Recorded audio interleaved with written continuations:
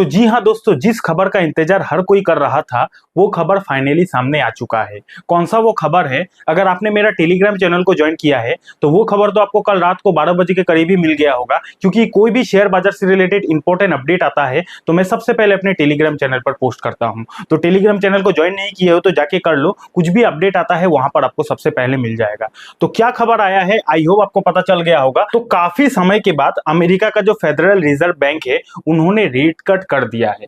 अब rate cut कर दिया है, इसका इंपैक्ट अब आगे हमारे मार्केट में कैसे पड़ेगा, क्या क्या बेनिफिट मिलेगा, सब कुछ डिटेल में बात करेंगे। साथ ही साथ ये जो रेट कट हुआ उसके बाद अमेरिका का जो फेड का चेयरमैन है पोयल जी है, उन्होंने क्या क्या भाषण में बोला, सब कुछ डिटेल में बात करेंगे। तो यहाँ पे आप देख सकते हो प्रीवियस यानी कि 4.50% का पहले रेट हुआ करता था। उसके बाद अनुमान लगाया गया था कि इस बार तो रेट कट पक्का होगा, तो जितना का अनुमान लगाया गया था उतना का ही रेट कट हुआ है। 0.25% का अमेरिका ने रेट कट कर दिया है। इतना आपको पता है या फिर पता पहले से था? अब आगे क्या, अब आगे क्या हो सकता है वो तो बात करेंगे ही, लेकिन यहाँ पे अगर आप देखोगे तो जब से डोनाल्ड ट्रंप अमेरिका का एज ए प्रेसिडेंट बने हैं तब से लेकर ये पहली बार रेट कट हुआ है अमेरिका में। यानी कि अगर आप देखोगे तो डोनाल्ड ट्रंप अमेरिका का प्रेसिडेंट कब बने थे? जनवरी महीना में बने थे, जनवरी महीना में ज्वाइन किए थे। तो उसके बाद देखो लास्ट अमेरिका में रेट कट हुआ था पिछले साल दिसंबर महीना में, लास्ट रेट कट हुआ था। उसके बाद जब से ट्रंप जीत कर आए हैं एक बार भी रेट कट नहीं हुआ, जिसके पीछे का रीजन ये था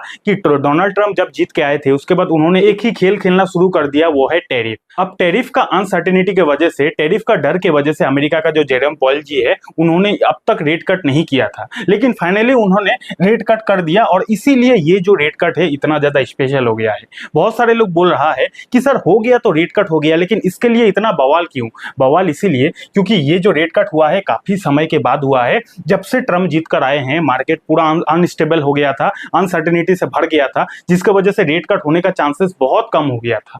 लेकिन फाइनली रेट कट हुआ, इसीलिए ये इस रेट कट को मार्केट इसको स्पेशल रेट कट मान रहा है। इतना क्लियर हो गया ना? और जैसे ही रेट कट हो गया अमेरिकन मार्केट में अगर आप देखोगे तो कल रात को एक बहुत बड़ा जंप भी हुआ। अब जंप आने के बाद अगर आप देखोगे तो एक बहुत बड़ा डिप भी आया। डिप क्यों आया, इस गिरावट के पीछे क्या कारण है, सब कुछ अभी हम लोग डिटेल में बात करेंगे, ठीक है? तो देखो जब भी रेट कट होता है तो उस दिन दो चीज होता है। पहला, रेट कट होगा कि नहीं वो ये भाई साहब जो है घोषणा करते हैं। तो रेट कट हो गया, घोषणा कर इन्होंने कर दिया, मार्केट ऊपर चला गया। लेकिन आपने देखा कि अमेरिकन बाजार सडनली गिर गया था। उसके पीछे क्या कारण था?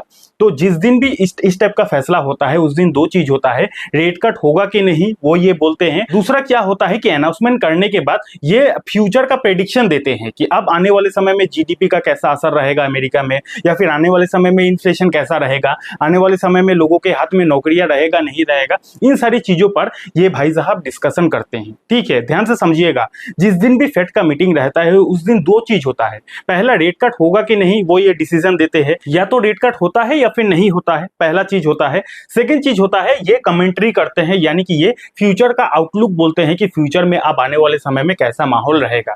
तो जब इन्होंने फ्यूचर का आउटलुक बोला, फ्यूचर के बारे में बोला कि आने वाले समय में जीडीपी ऐसा रहेगा, इन्फ्लेशन ऐसा रहेगा, तभी अमेरिकन बाजार अगर आप देखोगे तो अचानक से एक अमेरिकन बाजार में डीप आ गया, ठीक है? और ये तो सिर्फ अमेरिकन बाजार की कहानी है, लेकिन ये सारा कहानी का जो इंपैक्ट है डायरेक्टली इंडियन मार्केट में भी पड़ता है। इसलिए होता अमेरिका में रेट कट है लेकिन इसका असर इंडिया में भी पड़ता है, इसलिए ये सब जानना हमारे लिए जरूरी है, ठीक है? तो उन्होंने कल का भाषण में क्या बोला थोड़ा सा समराइज कर लेते हैं। पहले तो उन्होंने रेट कट कर दिया, 25 बेसिस पॉइंट का रेट कट कर दिया।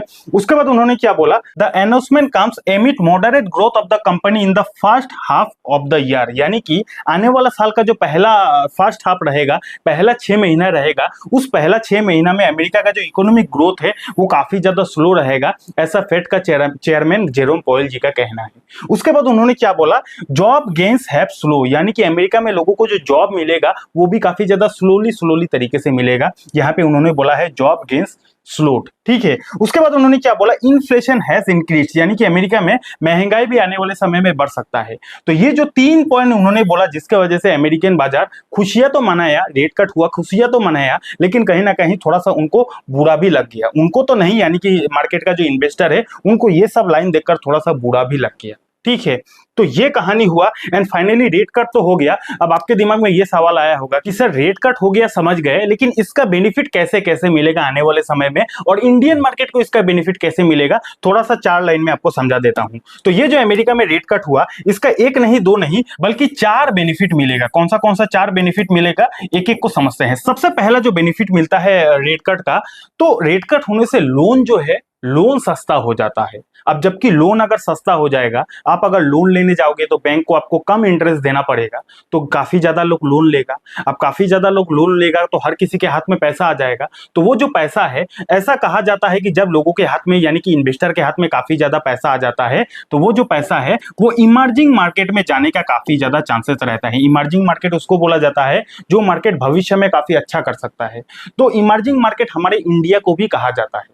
तो जबकि अमेरिका में रेट कट हुआ है तो लोन वहां पे सस्ता हो गया, इन्वेस्टर के हाथ में पैसा आ जाएगा, तो वो पैसा कहीं ना कहीं इनडायरेक्टली इमर्जिंग मार्केट यानी कि हमारे इंडिया में भी आने का चांसेस रहता है। ये पहला बेनिफिट है।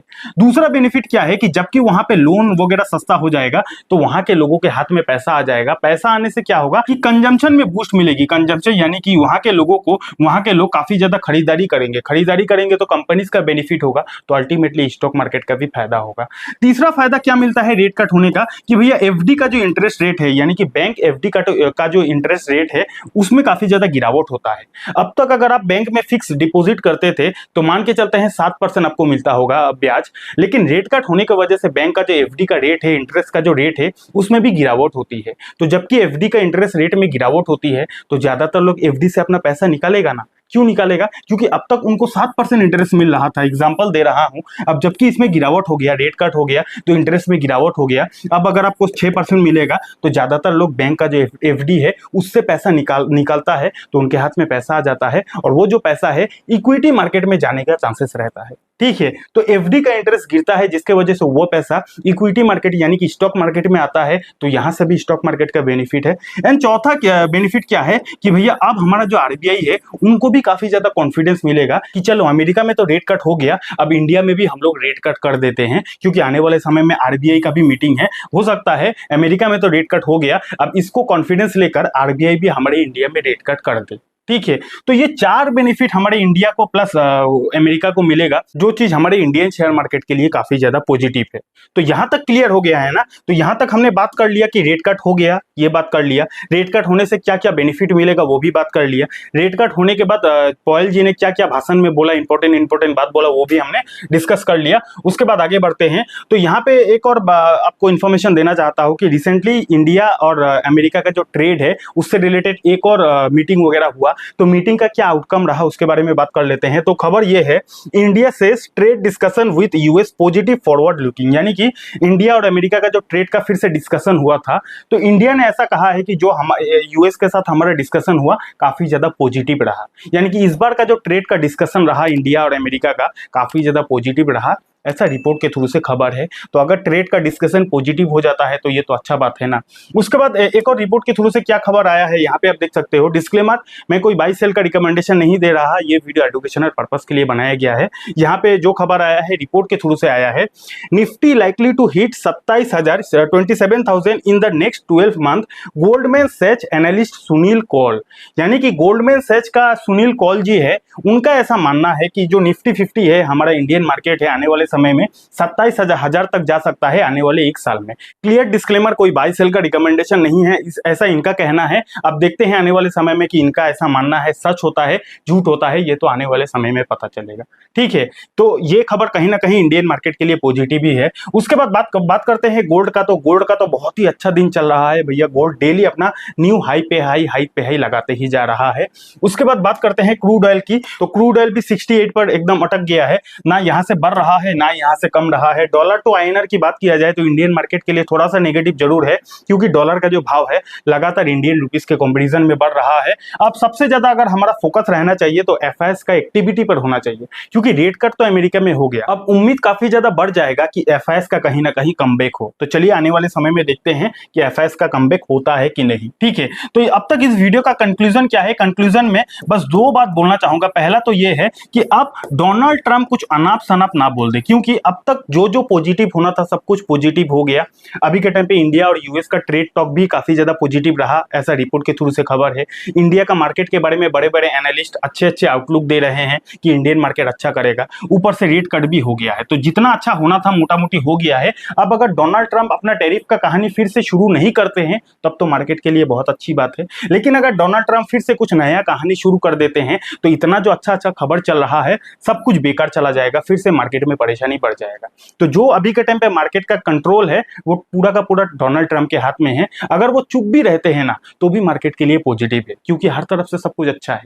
लेकिन अगर वो चुप नहीं रहते हैं, कुछ भी अनाप शनाप फिर से भाषण देते हैं, टैरिफ का खेल फिर से शुरू कर देते हैं, तो भैया मार्केट का फिर से बुरा दिन आ सकता है। Point number 1। पॉइंट नंबर 2 क्या है कि अब हमारा जो फोकस है पूरा का पूरा एफआईएस पर होना चाहिए, क्योंकि रेट कट हो गया। अब एफआईएस का कमबैक होता है कि नहीं ये देखना काफी ज्यादा इंटरेस्टिंग रहेगा। ठीक है, वैसे ये वीडियो एजुकेशनल पर्पस के लिए था। शेयर बाजार में इन्वेस्टिंग करना, ट्रेडिंग करना रिस्की होता है, पैसा डूबने का डर होता है, तो इन्वेस्टिंग ट्रेडिंग करें, अपने रिस्क पर करें। और टेलीग्राम चैनल को ज्वाइन कर लो, टेलीग्राम चैनल का लिंक आपको डिस्क्रिप्शन पर मिल जाएगा। कुछ भी अपडेट आता है मैं सबसे पहले वहीं पर पोस्ट कर देता हूं। वैसे डीमेट अकाउंट नहीं है, डीमेट अकाउंट का लिंक भी आपको डिस्क्रिप्शन पर मिल जाएगा, वहां से आप अपने लिए फ्री में डीमेट अकाउंट खुलवा सकते हो। क्रिप्टो ट्रेडिंग को डिटेल में सीखना चाहते हो तो आप यहाँ पे क्लिक करके इस वीडियो को देख सकते हो। बहुत बहुत धन्यवाद।